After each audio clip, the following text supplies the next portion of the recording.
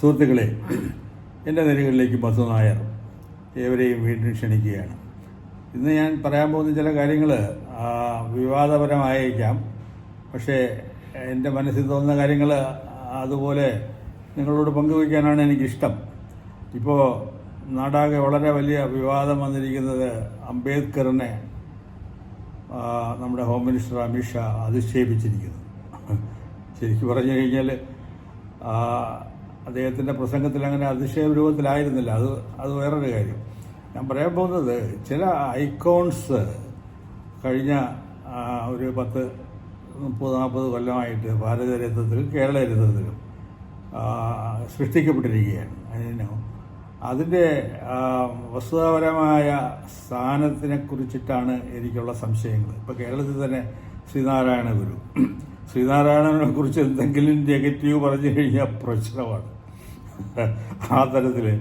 പക്ഷേ ശരിക്കും ഇപ്പം എന്നെ പോലെയുള്ള ഞാൻ വലിയ ചരിത്ര പണ്ഡിതനൊന്നുമല്ല. പക്ഷേ ഞാൻ കാണുന്നത് ഇപ്പം നവോത്ഥാനം ശ്രീനാരായണ ഗുരുവില്ലായിരുന്നെങ്കിൽ ഇവിടെ നവോത്ഥാനം ഉണ്ടാകില്ലായിരുന്നു. ശരിക്കും ആക്ച്വലി അദ്ദേഹത്തിൻ്റെതായ ആത്മീയ എന്താ പറയുക ഒരു സ്ഥാനമുണ്ട്. അതിലുപരി ഒരു കാലഘട്ടത്തിൽ ഹിന്ദു സമൂഹം എസ്പെഷ്യലി ഒരു പർട്ടിക്കുലർ ജാതി ക്രിസ്തീയ മതത്തിലേക്ക് ഒഴുകിക്കൊണ്ടിരിക്കുന്ന സമയത്ത് അതിനൊരു തടയിട്ടു. ഇതൊക്കെ വളരെ നല്ല കാര്യങ്ങൾ തന്നെ. പക്ഷേ ഈ സമൂഹത്തിൻ്റെ നവോത്ഥാനത്തിൻ്റെ മുഴുവനും ഓണർഷിപ്പ് ശ്രീനാരായണ ഗുരുവിൽ അർപ്പിക്കുന്നതിൽ എനിക്ക് അഭിപ്രായ വ്യത്യാസമുണ്ട്. അത് ഞാൻ മാത്രമല്ല, അത് ശ്രീ EMS നമ്പൂതിരിപ്പാട് തന്നെ വളരെ വ്യക്തമായിട്ട് പലപ്പോഴും സൂചിപ്പിച്ചിട്ടുണ്ട്. അത് ഒരു കാര്യം ആരും മറക്കരുത്, ഇന്ത്യയിലെ ഏറ്റവും വലിയ ജാതി സംഘടന സൃഷ്ടിച്ചത് ശ്രീനാരായണ ഗുരുവാണ്. അതിനുശേഷം ഒരു 10-50 കൊല്ലം കഴിഞ്ഞിട്ടാണ് നായർ സംഘടനയും അതിൻ്റെ ചൂട് പിടിച്ചുണ്ടായത്. അപ്പോൾ ഈ ഒരു ജാതീയപരമായിട്ടൊരു സംഘടന ഉണ്ടാക്കുകയും അത് വളരെ ബലവത്താകുകയും അവസാനം അതിൽ എനിക്ക് പങ്കില്ല എന്ന് പറയുന്നതൊക്കെയാണ് അദ്ദേഹം ചെയ്തത്. അദ്ദേഹം വളരെ നല്ലൊരു കവിയായിരുന്നു. വളരെയധികം എന്താ പറയുക, എല്ലാവർക്കും മനസ്സിലാകുന്ന ഭാഷയിൽ വലിയ വേദാന്ത ചിന്തകളൊക്കെ കവിതാരൂപത്തിലും അല്ലാതെയൊക്കെ വലിയ കാര്യമൊക്കെ തന്നെ. പക്ഷേ ഒരു കാര്യം ഓർമ്മിക്കണം, ഇപ്പം മഹാത്മാഗാന്ധി വന്ന് അദ്ദേഹത്തിനെ കണ്ടു. അത് വളരെ പ്രാധാന്യം അർഹിക്കുന്ന ഒരു ചരിത്രമുഖം. അവിടെയും ഒരു തർക്ക വിഷയമാണ്. ഗാന്ധിജിയെ അംഗീകരിക്കാൻ തയ്യാറായില്ല എന്ന് മാത്രമല്ല, ആക്ച്വലി ഇന്ത്യൻ സ്വാതന്ത്ര്യ സമരം, അതായത് ബ്രിട്ടീഷ് കൊളോണിയൽ ഭരണത്തിനെതിരായിട്ട് ഒരു ശബ്ദം പോലും ഗുരുവിൻ്റെ കയ്യിൽ നിന്നും ഉണ്ടായതായിട്ട് എനിക്ക് ഓർമ്മയില്ല. പക്ഷേ തൊട്ടപ്പുറത്ത് തമിഴ്നാട്ടിലൊക്കെ സുബ്രഹ്മണ്യ ഭാരതി ഒക്കെ അതിൻ്റെ ആ തിരിച്ചുടയിൽ ചാടി വീഴുകയല്ലേ ചെയ്തത്. അപ്പോൾ ഇതൊക്കെ ഒരു അപാകതയായിട്ടാണ് ഞാൻ കേരളത്തിലെ നവോത്ഥാനത്തിൻ്റെ കാരണങ്ങൾ അന്വേഷിച്ച് പോയി കഴിഞ്ഞാൽ ഒരു പ്രധാന പങ്ക് വഹിച്ചത് ഇവിടുത്തെ കമ്മ്യൂണിസ്റ്റ് മൂവ്മെൻറ്റ് തന്നെയാണ്. പിന്നെ ക്രിസ്തീയ സഭകളും അങ്ങനെ ഒരുപാട് കാര്യങ്ങളുണ്ട്. അതവിടെ നിൽക്കട്ടെ. ഞാൻ പറയുന്നത് പെട്ടെന്ന് ഒരു നാരായണ ഗുരുസ്വാമിക്ക് എതിരായിട്ട് എന്തെങ്കിലും പറയുക തന്നെ ചെയ്തു കഴിഞ്ഞാൽ പ്രശ്നമാണെന്നുള്ള മട്ടിലെത്തിയിരിക്കുക. പക്ഷേ ഉള്ള കാര്യം ഞാൻ എൻ്റെ മനസ്സിൽ തുറന്നു. അതുപോലെയാണ് അംബേദ്കറുടെ കാര്യം. അംബേദ്കറുടെ ചരിത്രം ശരിക്കും മനസ്സിലാക്കാതെ ആലോചിച്ച് നോക്കൂ. ബ്രിട്ടീഷ്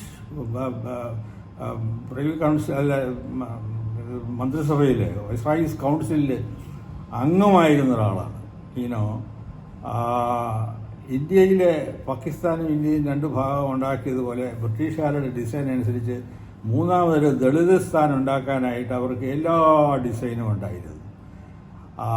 അതിനുവേണ്ടി അതിൻ്റെ സൂത്രധാരകനായിട്ട് അവർ കണ്ടെടുത്തത് ഡോക്ടർ അംബേദ്കറെ ആയിരുന്നു. അത് ഒരു പരിധി വരെ നടക്കാൻ പോകുന്നതെന്ന് മനസ്സിലാക്കി ഗാന്ധിജി മരണം പോലും തൃണവൽക്കരിച്ചുകൊണ്ട് ആ സത്യാഗ്രഹം എല്ലാവർക്കും ഓർമ്മയുണ്ടാണ്. ഗാന്ധിജി മരിച്ചതായിട്ട് തന്നെ ബ്രിട്ടീഷ് പത്രങ്ങൾ സൂചിപ്പിച്ചു. ചർച്ചിൽ പറഞ്ഞു, അക്കളവൻ ഇതൊരിക്കൽ തീർന്നില്ലേ, അദ്ദേഹത്തിൻ്റെ മരണം കഴിഞ്ഞു കഴിഞ്ഞാൽ ഇവിടെ ചെയ്യേണ്ട കാര്യങ്ങളെക്കുറിച്ച് ഒരുക്കങ്ങൾ പോലും ഉണ്ടായിരുന്നു. അന്ന് ഇതിൽ പ്രൊട്ടസ്റ്റ് ചെയ്തിട്ട് വൈസ്രായീസ് കൗൺസിലിൽ നിന്ന് നമ്മുടെ CP രാമസ്വാമി അയ്യർ പോലും പ്രതിഷേധിച്ച് രാജിവെച്ചു. പക്ഷേ അംബേദ്കർ രാജിവെച്ചില്ല. അവസാനം ഗാന്ധിജിയുടെ മരണം ആസന്നമാകുന്ന സമയത്ത് നിവൃത്തിയില്ലാതെ ഒരു പൂന പാക്ട് ഉണ്ടാക്കുകയും അതിൽ അംബേദ്കർ കൊണ്ട് ഒപ്പിടിക്കുകയും അങ്ങനെ ബ്രിട്ടീഷുകാരുടെ ഈ ദളിതസ്ഥാൻ മൂവ്മെൻറ്റിന് തടയിടുകയും ചെയ്തു. അത് കഴിഞ്ഞിട്ട് സ്വാതന്ത്ര്യ സമരകാലത്ത് ഗാന്ധിജിയെക്കുറിച്ചിട്ട് അംബേദ്കർ പറഞ്ഞിരിക്കുന്ന വാക്കുകളൊക്കെ എന്ന് പറഞ്ഞാൽ വെളിയിൽ പറയാൻ കൊള്ളില്ല. അയാൾ ആര് മഹാത്മാ, ഞാൻ അയാൾ ജന്മത്തെ അയാളെ മഹാത്മാ എന്ന് വിളിക്കില്ല എന്നൊക്കെ പറഞ്ഞിട്ട് നിശ്ചിതമായിട്ട് മഹാത്മജിയെ വിമർശിച്ചു. സ്വാതന്ത്ര്യ സമര സന്നാഹങ്ങളിൽ അതായത് ഒളിയമ്പ് പോലെ ബ്രിട്ടീഷുകാരെ സഹായിക്കുക എന്നുള്ളതായിരുന്നു പ്രധാന അജണ്ട. അപ്പോൾ ഇൻഡിപെൻഡൻസ് വരുന്ന സമയത്ത് ആക്ച്വലി കോൺസ്റ്റിറ്റ്യൂഷൻ അസംബ്ലിയിൽ അദ്ദേഹത്തിന് നിൽക്കാൻ ബംഗ്ലാദേശിൽ പോയി ഇടത്തു നിന്നാണ് ജയിച്ചു വന്നത് അന്ന്. എന്നിട്ടും ഒരു പകയുമില്ലാതെ മഹാത്മാഗാന്ധിയുടെ മനസ്സാലോചിച്ച് നോക്കും. അദ്ദേഹത്തിൻ്റെ നിർബന്ധം കൊണ്ടാണ് ഭരണഘടനാ സഭയിൽ അംബേദ്കർ ഉൾക്കൊള്ളിക്കുന്നതും അതിനുശേഷം വന്ന നെഹ്റു മന്ത്രിസഭയിൽ അദ്ദേഹത്തെ ലേബർ മന്ത്രിയൊക്കെ ആക്കുകയൊക്കെ ചെയ്തത്.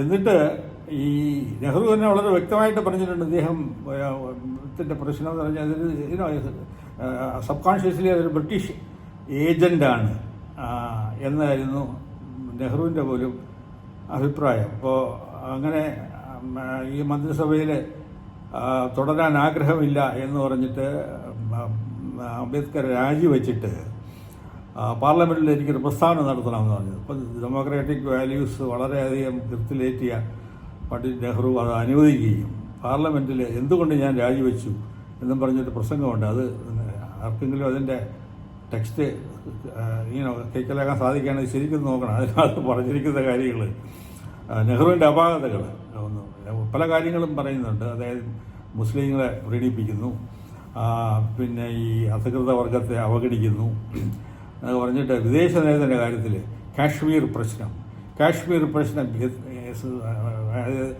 ഇല്ലാതാക്കാനായിട്ട് ആകെ ഒരു പോംവഴിയേ ഉള്ളൂ. അവിടെയുള്ള ഹിന്ദുക്കളെയെല്ലാം ജമ്മുവിലേക്ക് മാറ്റി മുസ്ലിങ്ങൾ മെജോറിറ്റിയുള്ള സ്ഥലം പാകിസ്ഥാന് കൊടുത്തത് നമ്മൾ സമാധാനം സ്ഥാപിക്കും. ഈ തരത്തിലുള്ള വാദഗതികൾ അതെല്ലാം കഴിഞ്ഞിട്ട് ഈ പാർലമെൻറ്റ് രാജിവെച്ചു. ബോംബെയിലെ ഒരു പാർലമെൻറ്റ് ഇലക്ഷനിൽ നിൽക്കുന്നു. അന്ന് അദ്ദേഹത്തിനെതിരായിട്ട് ഏറ്റവും വലിയ സംഘടിത രൂപം ഉണ്ടാക്കി രംഗത്തിറങ്ങി അന്നത്തെ കമ്മ്യൂണിസ്റ്റ് പാർട്ടി, അഭിവ്യക്ത കമ്മ്യൂണിസ്റ്റ് പാർട്ടിയുടെ അനിശ്ചിത നേതാവായത് എസൈഡ് ആക്കിയായിരുന്നു. ഇന്നിപ്പോൾ ഇടതുപക്ഷ വർഷങ്ങളെല്ലാം അംബേദ്കർ തോളിലേറ്റ് നടക്കുന്നതിൻ്റെ പിന്നിലുള്ള സത്യം ഞാൻ തുറന്നു പറയുകയാണ്. അത് കഴിഞ്ഞ് ആ ഇലക്ഷന് തോറ്റു. രണ്ടാമത് വീണ്ടും അദ്ദേഹം ഇലക്ഷൻ നിൽക്കുമ്പോൾ ആക്ച്വലി അദ്ദേഹത്തിൻ്റെ ക്യാമ്പയിൻ ചീഫ് RSSൻ്റെ ഒരു വലിയ സൈദ്ധാന്തികമായി സത്യപാം തേങ്കടിയായിരുന്നു. അപ്പോൾ അവരും ഈ ബിംബത്തെ തോളിലേറ്റി നടന്നു എന്ന് മാത്രമല്ല, VP സിംഗ് പ്രധാനമന്ത്രിയായിരുന്ന സമയത്താണ് ഈ ഇവിടുത്തെ ജാതീയ പ്രശ്നങ്ങൾ ഉയർത്തി നാടിനെ കുളമാക്കി എന്തെല്ലാം നടന്നു. മണ്ഡൽ കമ്മീഷൻ അതിൻ്റെ കൂട്ടത്തിൽ അംബേദ്കർക്ക് ഒരു പുതുജീവൻ നൽകി ഭാരതരത്നം സമ്മാനിക്കുക. അതിനുശേഷം അംബേദ്കർ ഇവിടുത്തെ പുതിയ ചരിത്രത്തിലൊക്കെ എന്തോ ഒരു വലിയ ഐക്കോണായിട്ട് തീരുകയും ഇപ്പോൾ ഈ പറയുന്ന അംബേദ്കറുടെ വ്യക്തിപ്രഭാവത്തിനെ മുന്നിൽ കാണിക്കാനായിട്ട് ആണ് ഈ പറയുന്ന BJPയും RSSനെ കുറിച്ച് ഞാൻ വ്യക്തമായിട്ട് അങ്ങനെ പറയുന്നില്ല. അത് കയ്യിലെടുത്ത് നടക്കുന്നതിനിടയ്ക്കാണ് ഇപ്പോൾ അദ്ദേഹത്തിനെ അവഹേളിച്ചു എന്നും പറഞ്ഞിട്ട് അതായത് അദ്ദേഹത്തിനെ ശരിക്കും പറഞ്ഞാൽ ഇത്തരത്തിൻ്റെ സ്ഥാനത്തിരുത്തി അവഹേളിച്ചിട്ടൊന്നുമില്ല. അത് ചെയ്ത് നെഹ്റുവും ക്യാബിനറ്റും കോൺഗ്രസ്സുകാരും തന്നെയാണ്. ഇപ്പോൾ അവർ ഒരു കാര്യവുമില്ലാതെ മുന്നിൽ ഇറങ്ങി. ഇപ്പം ഞാൻ പറഞ്ഞുകൊണ്ട് വരുന്നത് ഇങ്ങനെയുള്ള ഈ ചരിത്രത്തെ വളച്ചൊടിച്ച് പുതുതലമുറയ്ക്ക് നടന്ന കാര്യങ്ങൾ വ്യക്തമായി മനസ്സിലാക്കി കൊടുക്കുവാൻ സാധിക്കാത്ത ഒരു മാധ്യമങ്ങളും കുറേ നേതാക്കളും കൂടി ഇന്ത്യൻ രാഷ്ട്രീയത്തെ ഒരു കാര്യവുമില്ലാതെ കലുഷിതമാക്കുന്നു. അതിലെൻ്റെ പ്രതിഷേധം രേഖപ്പെടുത്തിക്കൊണ്ട് എൻ്റെ ഈ അഭിപ്രായങ്ങൾ തുറന്നു പറഞ്ഞുകൊണ്ട് ഈ ആഴ്ചത്തെ എൻ്റെ നേരികൾ അവസാനിപ്പിക്കുന്നു. നന്ദി, നമസ്കാരം, ജയ് ഹിന്ദ്.